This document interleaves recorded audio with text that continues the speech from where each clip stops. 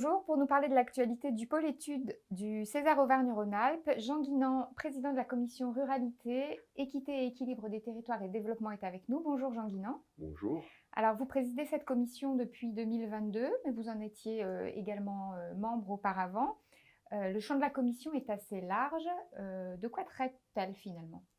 Eh bien, contrairement à ce que beaucoup pensent, puisque c'était une commission soi-disant agriculture quand je m'y suis engagé, mais en réalité c'est plus une commission ruralité. Et le dernier thème qu'on a travaillé était effectivement complètement centré sur cette ruralité. D'accord, et elle est composée de, pas uniquement du coup de personnes issues du monde agricole? Non, c'est un peu dommage des fois dans les commissions Césaire, c'est qu'effectivement elles sont souvent composées d'experts, alors que là il y avait plein de gens extérieurs à l'agriculture et c'était très bien. Ça nous a permis de regarder le monde rural d'une autre façon. Alors, vous avez, durant toute la mandature, cette commission a traité 3 contributions et 2 avis. Est-ce que vous pouvez nous dire les thématiques qu'elle a abordées? Oui, la plus importante, la plus importante contribution, ça a été sur On mange quoi demain, parce que ça traitait effectivement du futur de l'alimentation. Après, on a traité sur la précarité alimentaire, qui était aussi un thème dont il y a beaucoup de questions actuellement. Et puis, il y a eu 2 avis, donc je ne me rappelle plus bien les avis parce que je n'étais pas encore dans la commission au tout début. Le premier sur l'agriculture face Voilà. au changement climatique. Voilà, c'est ça. Et le deuxième sur le les deuxième fonds sur les FEADER. fonds FEADER, voilà, c'est ça. Voilà. Et puis le dernier, donc le dernier, ce n'est pas un avis, mais c'est une contribution qui a été votée à l'Assemblée plénière du mois de décembre, donc sur les ruralités, les nouvelles ruralités. Et ça, les nouvelles ruralités, alors moi j'ai appris beaucoup de choses. C'est un champ que je ne connaissais pas. Et puis l'avantage qu'il a eu, ce sujet, c'était d'être un peu hybride, à mi-chemin entre la prospective, et puis, sauf qu'on n'a pas fait de scénario, et puis le rapport d'étonnement, le rapport exploratoire. Et ce qui a été intéressant, c'est que justement, on s'est aperçu que ces ruralités se modifiaient énormément et qu'on est passé vraiment d'une société rurale paysanne à une société complètement hybride où la ville s'invite à la campagne avec ses modes de vie, avec ses habitudes. C'est intéressant de regarder ce champ-là autrement.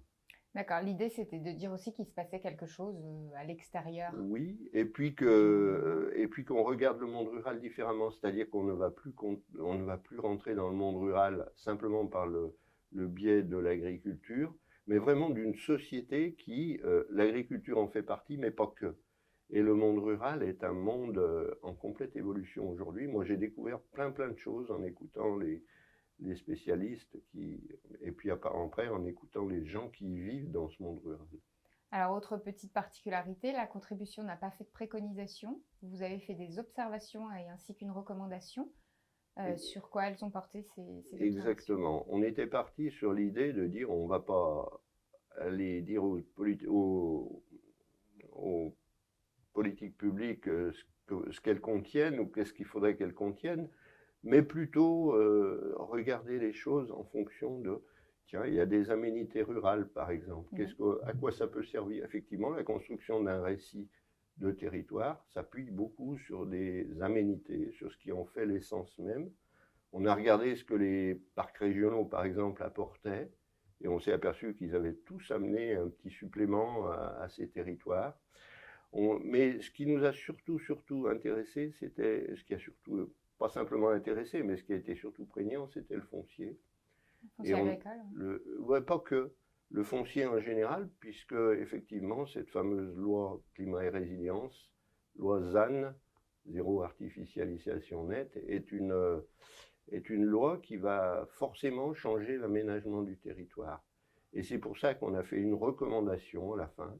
Et cette recommandation, elle s'adressait surtout à nous, enfin à la prochaine mandature, pour dire il y a absolument sur les politiques publiques une réflexion à porter. Le Césaire doit être là pour ça, apporter cette réflexion aux politiques publiques pour dire attention, le foncier en rural, c'est quelque chose qui touche à la fois à l'agriculture, mais à la fois à l'aménagement du territoire, à la fois à l'habitation, à la fois aux emplois.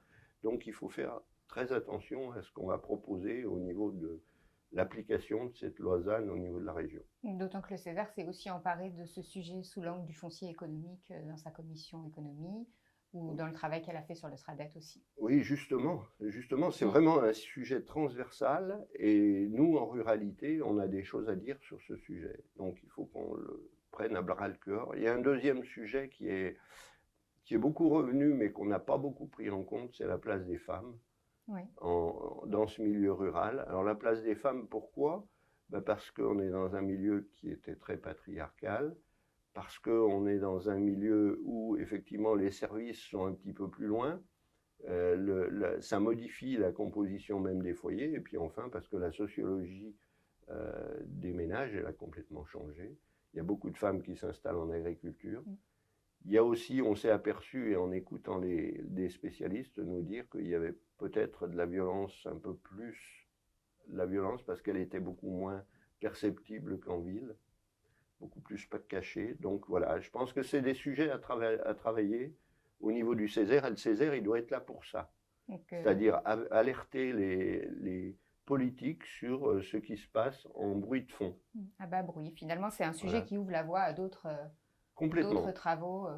Complètement. Et puis, je pense qu'il a eu l'avantage de sortir un petit peu la commission de sujets trop agricoles. Et moi qui étais agriculteur, je me suis dit, qu'est-ce que je vais faire dans cette commission? Et puis finalement, je me suis aperçu qu'on avait des choses à dire autrement que sous le regard simplement de l'agriculture. La ruralité, c'est complètement autre chose. Alors, pour donner envie à d'autres conseillères et conseillers de rejoindre cette commission ruralité, équité, équilibre des territoires sur le prochain mandat, vous leur diriez quoi? Je leur dirais qu'il y a plein de thèmes à aborder et que ces thèmes, ils ont une importance cruciale sur ce que sera la ruralité dans 10-20 ans. Parce qu'effectivement, on est aujourd'hui dans un point de mutation où on passe effectivement de l'agriculture à la ruralité et que ça vaut le coup d'y aller et que ce n'est pas simplement les agriculteurs qui feront cette ruralité. Donc à tous ceux qui vont être là, rejoignez la commission 9. Merci beaucoup. En beaucoup. plus, elle est passionnante, la commission 9. Il y a un bureau qui fonctionne et ça marchait super bien. Super, merci Jean Guinan. On peut retrouver l'intégralité des travaux de la commission 9 sur le site internet du Césaire. Merci beaucoup Jean Guinan.